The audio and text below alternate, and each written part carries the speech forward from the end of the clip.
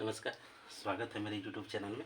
आज हम लोग देखेंगे भारतीय संविधान एवं राज्य व्यवस्था और इसमें समझने का प्रयास करेंगे कि भारत का संवैधानिक विकास यह एक सीढ़ी दर सीढ़ी एक क्रम है। जैसे 1600 ईस्वी का 1726 ईस्वी, 1773 ईस्वी, 1781, 1784 का पिट्स इंडिया एक्ट, 1786, 1793 का, 1813 का, 1833 का अधिनियम। तो जितने भी एक्ट हैं, चार्टर हैं या अधिनियम हैं, इनको समझने का हम लोग प्रयास करेंगे। देखिए, भारत का जो संवैधानिक इतिहास है, ठीक ना, वह एक दिन का उपज न होकर वर्षों के अनुभवों का प्रकाश पुंज है। वो कोई एक दिन नहीं हुआ है, वो क्रम दर क्रम हुआ है। तो यह एक दिन की उपज न होकर वर्षों का प्रकाश पुंज है, ठीक ना। इसकी जड़ें जो है स्वतंत्रता के वट वृक्ष की जड़ों से जकड़ी हुई हैं, ठीक ना। स्वतंत्रता की वट वृक्ष से जकड़ी हुई हैं। इन्हीं सभी जो लगातार आप देख रहे हैं, 1833 होगा, फिर उसके बाद आगे जाएंगे 1858 आएगा, फिर आपको 1861 आएगा। तो इस तरह से 1909, 1919, 1935, फिर 1947 का चार्ट अधिनियम आएगा। तो यह एक सीढ़ी दर सीढ़ी आगे की ओर चलता है। अब यहाँ हम लोग देखेंगे कि इसका जो इतिहास है, ईस्ट इंडिया कंपनी की स्थापना से प्रारंभ होता है और इसका जो इतिश्री है, समाप्ति है 1950 ईस्वी की स्वतंत्रता अधिनियम जो है, वहाँ से ये समाप्त हो जाएगी। तो हम अब पहला देखेंगे 1600 ईस्वी का जो राजलेख या जिसे चार्टर भी कहते हैं, ठीक है, जिसे राजलेख या चार्टर 1600 ईस्वी का। सबसे पहले इसे देखेंगे कि इसमें क्या था। तो भारत का जो संवैधानिक इतिहास है, ईस्ट इंडिया कंपनी की स्थापना के साथ प्रारंभ होता है। जब लंदन में उसकी स्थापना हुई थी तो वहाँ से इसका प्रारंभ होता है और यह कार्य एक राजलेख के माध्यम से ये आपको स्टार्ट होता है। राजलेख यानी राजा के द्वारा जो लेख आज्ञा पत्र मैग्ना कार्टा जो उसे प्रदान किया गया था, वहाँ से प्रारंभ होता है, ठीक ना, जिसे सन 1600 ईस्वी का राजलेख कहा गया है। इसके माध्यम से महारानी एलिजाबेथ प्रथम ने ईस्ट इंडिया कंपनी की स्थापना कर उसके जो पूर्व के जितने भी देश थे उनके साथ 15 वर्षों का व्यापार करने का एक अधिकार प्रदान किया गया था। इस कंपनी का सारा प्रशासन एक परिषद को सौंपा गया था। एक काउंसिल बनाई गई थी, ईस्ट इंडिया कंपनी का एक काउंसिल बनाई गई थी, जिसके शिखर पर एक गवर्नर होता था और करीब इसमें 24 अन्य सदस्य हुआ करते थे। इसे गवर्नर और उसकी परिषद की संज्ञा दी जाती है। तो हम लोगों ने देखा कि 1600 ईस्वी का जो एक्ट है, ठीक ना, उसमें एक गवर्नर, 24 सदस्य और साथ ही साथ महारानी एलिजाबेथ ने ईस्ट इंडिया कंपनी का पूर्वी देशों के साथ 15 वर्ष का व्यापारिक एक तरह से व्यापार करने का एक अधिकार प्रदान किया था। तो ये आपका हो गया 1600 ईस्वी के महत्वपूर्ण। अभी इसके बाद नेक्स्ट हम लोग चर्चा करेंगे, ये कंप्लीट हो गया। अगला है 1726 ईस्वी में जो राजलेख जारी किए गए। तो इस राजलेख द्वारा कोलकाता, मुंबई तथा मद्रास प्रेसिडेंसियों के राज्यपाल और उनकी परिषदों को, ठीक ना, विधि बनाने की शक्ति प्रदान की गई थी। 1726 का जो राजलेख पारित हुआ उसमें कोलकाता, मुंबई और मद्रास जो प्रेसिडेंसी यानी पूरा प्रांत, ठीक ना, तो उस प्रांत के जो राज्यपाल थे और उनकी जो काउंसिल थी, जो परिषद थी, ठीक ना, उनको विधि बनाने की, कानून बनाने की शक्तियाँ प्रदान की गई थी। इसके पहले यह जो शक्ति हुआ करता था वह निदेशक बोर्ड में निहित होता था। इसके पहले जो शक्ति होता था वो निदेशक बोर्ड के पास निहित था, लेकिन अब सीधे मुंबई, मद्रास और ये आपका कोलकाता, ठीक ना, इन तीनों के राज्यपाल और उसकी परिषद को सौंप दी गई विधि बनाने की शक्ति। अगला हम लोग देखेंगे 1773 ईस्वी का रेगुलेटिंग एक्ट। इसे बोलते हैं रेगुलेटिंग एक्ट। तो इसमें क्या हुआ था कि तत्कालीन ब्रिटिश प्रधानमंत्री हुआ करते थे लॉर्ड नाथ। क्या नाम था उनका? लॉर्ड नाथ। तो इनके द्वारा एक गुप्त समिति, सीक्रेट कमेटी की सिफारिश पर पारित इस एक्ट द्वारा कंपनी के प्रशासन में कई परिवर्तन किया गया। तो सबसे पहले याद रखिएगा 1700 आपका 73 का जो रेगुलेटिंग एक्ट है, यहाँ से बीपीएससी में क्वेश्चन उठे हैं कि 1773 का रेगुलेटिंग एक्ट के समय ब्रिटेन के प्रधानमंत्री कौन थे? तो लॉर्ड नाथ की सरकार थी, ठीक ना। ये गुप्त समिति की सीक्रेट एक कमेटी थी, उसकी सिफारिश पर इसे पारित किया था। इस अधिनियम में यानी 1773 का रेगुलेटिंग एक्ट में कंपनी के शासन के लिए पहली बार एक लिखित संविधान प्रस्तुत किया गया। कंपनी के शासन के लिए पहली बार एक लिखित संविधान प्रस्तुत किया गया और सुनिश्चित शासन पद्धति का श्री गणेश किया गया। अब यहाँ पे हम आगे देखेंगे कि पहली बार ऐसा होता है। इसके बाद बंगाल के जो फोर्ट विलियम प्रेसिडेंसी के प्रशासक को इस एक्ट के माध्यम से अंग्रेजी क्षेत्रों का गवर्नर जनरल बना दिया गया। अब यहाँ समझेंगे कि जो बंगाल का फोर्ट विलियम प्रेसिडेंसी है, इसका जो प्रशासक है, इस एक्ट के माध्यम से अंग्रेजी क्षेत्रों का गवर्नर जनरल हो गया, ठीक है। और अर्थात बंगाल यानी कलकत्ता, मुंबई, मद्रास प्रेसिडेंसियाँ जो एक दूसरे से स्वतंत्र थी, इस अधिनियम के द्वारा बंगाल प्रेसिडेंसी के अधीन करके बंगाल के गवर्नरों को तीनों प्रेसिडेंसी का गवर्नर जनरल बना दिया गया। समझिए बातों को। 1773 का ईस्वी है, 1757 का युद्ध समाप्त हो चुका है, प्लासी जीत चुके हैं, बक्सर भी 1764 का जीत चुके हैं। जो बंगाल सूबा है उसमें आज का बिहार, वेस्ट बंगाल, झारखंड, उड़ीसा, बांग्लादेश और कुछ असम के भाग, तो इतने बड़े क्षेत्र पे यानी बंगाल प्रांत हुआ करता था। और इस प्रांत सबसे ज़्यादा धनी और सबसे ज़्यादा संपन्न हुआ करता था और इस प्रांत पे अंग्रेजों का शासन था। तो स्वाभाविक सी बात है, जो प्रांत ज़्यादा धनी संपन्न होगा उसी को केंद्र बना के शासन किया जाएगा। एक आता भी है कि एक क्वेश्चन भी आता है कि डुप्ले ने जो भारत की जीत को जो चाबी थी वो मद्रास में खोज रहा था, जबकि क्लाइव ने उसे बंगाल में खोज ली। एक प्रश्न भी है। तो यहाँ पे ध्यान दीजिएगा कि बंगाल बहुत ही बड़ा, बहुत ही धनी और संपन्न था। तो यहाँ पे जो बंगाल प्रेसिडेंसी के जो गवर्नर थे, ठीक ना, उनको तीनों प्रेसिडेंसी में हेड बना दिया गया। यानी मद्रास वाला और ये बम्बई वाला सीधे बंगाल वाले को रिपोर्ट करेगा, ठीक ना। और बंगाल के जो पहले गवर्नर कहे जाते थे, अब बंगाल का गवर्नर जनरल कहलाएगा। ये चीज़ें साथ ही साथ 1773 में ही है। बोर्ड ऑफ डायरेक्टर की जो कार्य अवधि है 1 वर्ष के स्थान पे 4 वर्ष का कर दिया गया। बोर्ड ऑफ डायरेक्टर की कार्यवधि 4 वर्ष का कर दिया गया। अब बोर्ड ऑफ डायरेक्टर्स की कुल सदस्य संख्या 24 की 1/4 सदस्य प्रतिवर्ष अवकाश ग्रहण करते थे। गौर कीजिएगा, जब हम पॉलिटी पढ़ते हैं तो इस चीज़ का ध्यान रखना चाहिए कि मान लीजिए यह बात 1773 में आई है। कौन सी बात? यह बात कि बोर्ड ऑफ डायरेक्टर्स के जो कुल सदस्य 24 गो सदस्य थे, उनका 1/4 सदस्य प्रतिवर्ष रिटायर हो जाते थे। समझिएगा। अब यही बात हम राज्यसभा, वर्तमान राज्यसभा से जोड़ सकते हैं। राज्यसभा में भी 6 वर्ष का कार्यकाल है, उसके भी सदस्य इसी तरह से रिटायर हो जाते हैं, ठीक ना। तो जब हम इसे पढ़ते हैं तो इस चीज़ को याद रखिएगा कि कौन सा बात है जो वर्तमान के संविधान में लागू है, इसको भी मैं बताते चलूँगा, ठीक ना। अब आगे देखेंगे कि शासन की जो समस्त सैनिक सिविल शक्तियाँ को गवर्नर जनरल और उसके 4 सदस्यीय परिषद को सौंपा गया। जो शासन की समस्त सैनिक और सिविल शक्तियाँ हैं, गवर्नर जनरल और उसमें 4 जो सदस्यीय काउंसिल बनाई गई है, परिषद बनाई गई है, उसको सौंपा गया है। और निर्णय में बहुमत हेतु गवर्नर जनरल को निर्णायक मत देने का अधिकार प्रदान किया गया है। ये चीज़। इसके बाद इसी अधिनियम में 1774 ईस्वी में कलकत्ता में 4 सदस्यीय एक सर्वोच्च न्यायालय की स्थापना की गई है। 4 सदस्यीय सर्वोच्च न्यायालय की स्थापना की गई है और इसका जो मुख्य न्यायाधीश था उसका नाम था सर एलिजा इम्पे। और इसके साथ जो अन्य 3 मुख्य न्यायाधीश थे, अन्य न्यायाधीश, उसमें चैम्बर्स था, लिविंस्टर था, हाइड था, ठीक है। और साथ ही साथ अगर इसके विरुद्ध अगर आप अपील करना चाहते हैं तो आपको प्रीवी काउंसिल में अपील करनी होती थी, जो लंदन में होती थी। अब यहाँ पे देखेंगे कि इस अधिनियम द्वारा कंपनी के कर्मचारियों को बिना लाइसेंस प्राप्त किए व्यापार को प्रतिबंधित कर दिया गया, या किसी प्रकार का कोई भी भारतीय से उपहार या रिश्वत नहीं ले सकता है। तो ये सारी बातें 1773 में लागू होती हैं, ठीक ना। इसके बाद हम लोग देखेंगे 1781 का एक्ट ऑफ सेटलमेंट, ठीक ना। एक्ट ऑफ सेटलमेंट 1781 वाले को बोलते हैं एक्ट ऑफ सेटलमेंट। तो इसमें क्या था कि रेगुलेटिंग एक्ट की कमियों को दूर करने के लिए इस एक्ट के प्रावधान किया गया और इसे अमेंडमिंग एक्ट भी कहते थे, यानी संशोधनात्मक अधिनियम की संज्ञा भी दी गई है।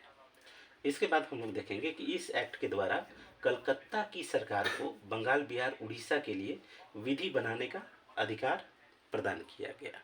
तो 1781 का जो एक्ट ऑफ सेटलमेंट था, उसके द्वारा जो कलकत्ता की सरकार है वो बंगाल, बिहार और उड़ीसा के लिए विधि बनाने का उसको अधिकार दिया गया। देखिए, अंग्रेज कोई भी काम करते थे तो उसके पीछे नियम, कायदे, कानून, चार्टर, अधिनियम, उन सभी चीज़ों को फॉलो किया करते थे, ठीक ना। प्राचीन काल में भी थे, प्राचीन भारत में भी थे, मध्य में भी थे, लेकिन लिखित नहीं थे, ठीक ना। अब उसको हू बहु फॉलो नहीं किया जाता था। लेकिन अंग्रेजों का एक अनुशासन वाला जीवन था, सुबह से लेकर शाम तक, ठीक ना। एक अनुशासन के हिसाब से वो काम करते थे, नियमों के आधार पे काम किया करते थे, ये चीज़ें। तो इस प्रकार अब कलकत्ता की सरकार को विधि बनाने के दो स्रोत प्राप्त हो चुके थे। पहला, रेगुलेटिंग एक्ट के अधीन वह कलकत्ता प्रेसिडेंसी के लिए बना सकता था, कलकत्ता प्रांत के लिए रेगुलेटिंग एक्ट के द्वारा बना सकता था। और दूसरा, एक्ट ऑफ सेटलमेंट के माध्यम से बंगाल, बिहार, उड़ीसा के जो दीवानी प्रदेशों के लिए विधि बना निर्माण कर सकती थी। दीवानी का मतलब हो गया जितने भी भू राजस्व से संबंधित हो गए, ठीक ना, राजस्व से संबंधित हो गए, उनसे कानून भी बना सकती थी। अब हम अगला इसी में देखेंगे कि गवर्नर जनरल इन काउंसिलों को सर्वोच्च न्यायालय की अधिकारिता से मुक्त कर दिया था। गवर्नर जनरल इन काउंसिल को, यानी गवर्नर जनरल उसके काउंसिल में जो भी चीज़ें डिसीजन लिए जाते थे, उसको सर्वोच्च न्यायालय की अधिकारिता से मुक्त कर दिया जाता है। अब देखिए, इस वाले पॉइंट को आज वर्तमान में भी दे सकते हैं कि मंत्रिपरिषद जो निर्णय लेती है उसको सुप्रीम कोर्ट उस पर उसकी अधिकारिता से वो मुक्त है। तो इस पॉइंट को यहाँ वर्तमान में भी शामिल कर सकते हैं। अब यहाँ पे नेक्स्ट देखेंगे कि सर्वोच्च न्यायालय की शक्ति को सीमित करते हुए उसकी जो राजस्व अधिकारिता को समाप्त कर दिया गया, ठीक ना। तो यहाँ सर्वोच्च न्यायालय की शक्ति को थोड़ा सीमित कर दिया गया 1781 सेटलमेंट एक्ट के द्वारा, और इसको राजस्व अधिकारिता वाली जो पावर है वो हटा दिया गया। जो भू राजस्व से संबंधित मामले हैं वो जिले स्तर पर ही निपटा दिए जाते थे, उसमें सर्वोच्च न्यायालय जाने की जरूरत नहीं है। तो लगभग 1781 ये भी आपका कंप्लीट है। अब हम लोग समझेंगे पिट्स इंडिया एक्ट 1784 का, ठीक है। अगर आपको पसंद आता है तो लाइक कीजिए, शेयर कीजिए, सब्सक्राइब कीजिए। देखिए, देखने वाले बहुत देखते हैं लेकिन सब्सक्राइब करने वालों की संख्या कम होती है, तो आप पसंद करते हैं तो जरूर सब्सक्राइब कीजिए और शेयर भी कीजिए। पिट्स इंडिया एक्ट 1784, ठीक ना, यह अधिनियम कंपनी द्वारा अधिग्रहित भारतीय राज्य क्षेत्रों पर ब्रिटिश क्राउन के स्वामित्व के दावे का पहला वैधानिक दस्तावेज था। ये जो पिट्स इंडिया 1784 वाला है, यह क्या है, कंपनी द्वारा अधिगृहित भारतीय राज्य क्षेत्रों पे ब्रिटिश ताज यानी क्राउन के स्वामित्व के दावे का पहला वैधानिक दस्तावेज था, जिसका शीर्षक था कि भारत में ब्रिटिश कालीन अधिकाराधीन क्षेत्र, यानी भारत में ब्रिटिश अधिकाराधीन क्षेत्र कौन कौन से हैं। इस अधिनियम के तहत, ठीक ना, इस एक्ट के माध्यम से कंपनी के व्यापारिक और राजनीतिक क्रियाकलापों को बिल्कुल अलग कर दिया गया। व्यापारिक कार्य अलग और प्रशासनिक जो कार्य है, राजनीतिक कार्य अलग कर दिया गया। व्यापारिक क्रियाओं को कंपनी के निदेशक के हाथों में यथावत रखते हुए राजनीतिक क्रियाकलापों, सैनिक असैनिक राजस्व संबंधी के नियंत्रण पर्यवेक्षण हेतु इंग्लैंड में 6 सदस्यीय नियंत्रक मंडल यानी बोर्ड ऑफ कंट्रोल की स्थापना की गई।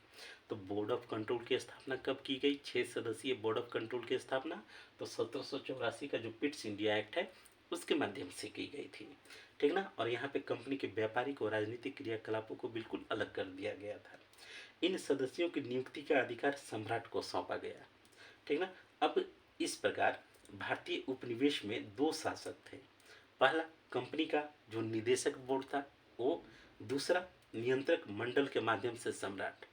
तो पिट्स इंडिया एक्ट में 2 चीज़ें आपको सामने आती हैं। पहला कंपनी का निदेशक बोर्ड, दूसरा आपका नियंत्रक मंडल के माध्यम से सम्राट, ठीक ना। देखिए, यहाँ पे ये जो छोटी छोटी चीज़ें हैं ना, बहुत मायने रखती है।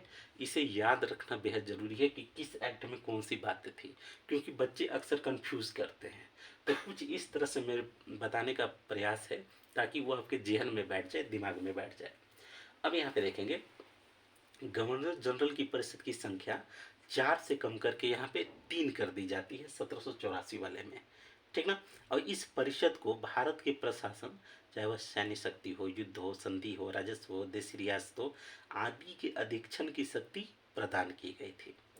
यहाँ पे एक और अगला पॉइंट है कि भारतीय परिषद प्रांतीय परिषद के सदस्यों की संख्या 4 से 3 कर दी गई। इन्हीं सदस्यों में से एक को प्रांत का सेनापति भी बनाया जाता था।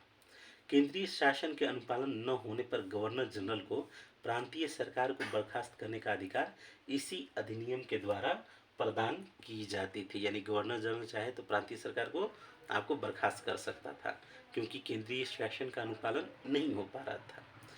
भारत में नियुक्त अंग्रेज अधिकारियों के अवैध कार्यों पर मुकदमा चलाने हेतु इंग्लैंड में एक कोर्ट की भी स्थापना की गई थी। होता था कुछ अंग्रेज अच्छे थे जो मानवतावादी थे, तो उनको पहले टारगेट किया जाता है। कुछ ज़्यादा रिश्वतखोर थे। ठीक, रिश्वतखोर का सेंस जो भारत में कंपनी के जितने भी कर्मचारी थे, जब यहाँ से इतना धन लूट के जाते थे कि इंग्लैंड में इनको इंडियन नवाब कहा जाता था। राजा महाराजाओं की तरह जीवन शैली उनकी हो जाती थी।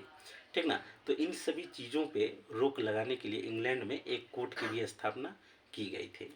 इस एक्ट के द्वारा कंपनी के कर्मचारियों को उपहार लेने पर पूरी तरह से प्रतिबंध लगा दिया गया कि आप नहीं ले सकते हैं, क्योंकि अंग्रेजों को ऐसा लगता था कि वो नस्लवादी तो थे ही, ठीक ना, रंग भेदी नस्लवादी तो थे ही। तो उसमें एक ये था कि हम इनसे रिश्वत लेंगे तो हमारी इज्जत मोरल डाउन हो जाएगी। इस हिसाब से उन्होंने प्रतिबंध लगा दिया था। दूसरा, इंडियन नवाब वाला जो कॉन्सेप्ट था मैंने बताया, उसकी वजह से भी ये किए थे ऐसा काम। इस अधिनियम के द्वारा गवर्नर जनरल को देशी राजाओं से युद्ध संधि करने से पूर्व कंपनी के डायरेक्टरों से स्वीकृति लेना अनिवार्य कर दिया गया। और इसी अधिनियम के द्वारा 1784 वाले के द्वारा गवर्नर जनरल को देशी राजाओं से युद्ध तथा संधि करने से पूर्व कंपनी के डायरेक्टर से स्वीकृति लेना अनिवार्य कर दिया गया था कि आपको कोई भी युद्ध करते हैं, संधि करते हैं, तो डायरेक्टर से परमिशन लेना जरूरी हो गया। अब इसके बाद हम लोग देखेंगे 1786। ठीक ना। 1786 का जो अधिनियम है, इस अधिनियम के द्वारा गवर्नर जनरल को विशेष परिस्थितियों में अपने परिषद के निर्णय को निरस्त कर अपने निर्णय को लागू करने का अधिकार प्रदान किया गया था। ठीक ना। 1786 में क्या हुआ कि गवर्नर जनरल विशेष परिस्थितियों में अपने परिषद के निर्णय को निरस्त कर अपने निर्णय को लागू करने का उसको अधिकार प्रदान किया गया। ठीक ना। ये और साथ ही गवर्नर जनरल को प्रधान सेनापति की भी शक्तियां प्रदान की गई थी 1786 वाले से, याद रखिएगा। इसके बाद अगला है 1793। 1793 में हम लोग देखेंगे कि इस अधिनियम के द्वारा गवर्नर जनरल को विशेष परिस्थितियों में अपने परिषद के निर्णय को माफ कीजिए 1793 का जो चार्टर था, इसके माध्यम से नियंत्रक मंडल के सदस्यों को भारतीय राजस्व से वेतन देने की व्यवस्था किया गया। ठीक ना। 1793 का जो चार्टर एक्ट था, इसके माध्यम से नियंत्रक मंडल बोर्ड ऑफ कंट्रोल जो है कि जो सदस्य हैं भारतीय राजस्व से, उनको वेतन दिया गया। अब यहाँ पे हम ध्यान दें, बोर्ड ऑफ कंट्रोल, ठीक ना, इसको सम्राट जब नियुक्त कर रहा है तो सम्राट क्या समझ रहे हैं, कितना बदमाशी यहाँ पे किया। एक तो भारत का पैसा भी लूट रहे हो, उसी से पैसा से इंग्लैंड में तुम अपना, सम्राट ने आपका नियंत्रक मंडल को बनाया। ठीक ना। और उस नियंत्रक मंडल का वेतन भी भारतीय राजस्व से ही दिया जा रहा है, सम्राट के पैसे से नहीं दिया जा रहा है। तो यही दोहरी लूट है, एक प्रकार की यह दोहरी ही लूट थी। ठीक ना, ये चीज़। और ब्रिटिश भारतीय क्षेत्र में लिखित विधियों द्वारा प्रशासन की नींव रखी गई। ठीक ना। ब्रिटिश भारतीय क्षेत्र में लिखित नियम कायदे कानून बने, उनसे प्रशासन की नींव रखी गई तथा सभी कानूनों और विनियमों की व्याख्या का अधिकार न्यायालय को प्रदान किया गया। ये चीज, जितने भी कानून और विनियम थे उनकी व्याख्या करने का अधिकार न्यायालय को यहाँ पे प्रदान किया गया। ठीक ना। अब यहाँ पे हम लोग देखेंगे 1813 का राजलेख। 1813 में क्या हुआ, इसको हम लोग पहले देखेंगे। ठीक ना। कंपनी के एकाधिकार को समाप्त करने और उस पर अपना प्रभावी नियंत्रण स्थापित करने और ईसाई मिशनरियों की भारत में और अधिक स्वायत्तता की मांग के मद्देनजर यह राजलेख पारित किया गया था। अब इस समझ में आ गया हो कि कंपनी के एकाधिकार को समाप्त करने के लिए 1813 में, और साथ ही साथ उस पर प्रभावी नियंत्रण स्थापित करने के लिए और ईसाई मिशनरियों की भारत में और अधिक स्वायत्तता की मांग के मद्देनजर यह जो है 1813 का राजलेख पारित किया गया।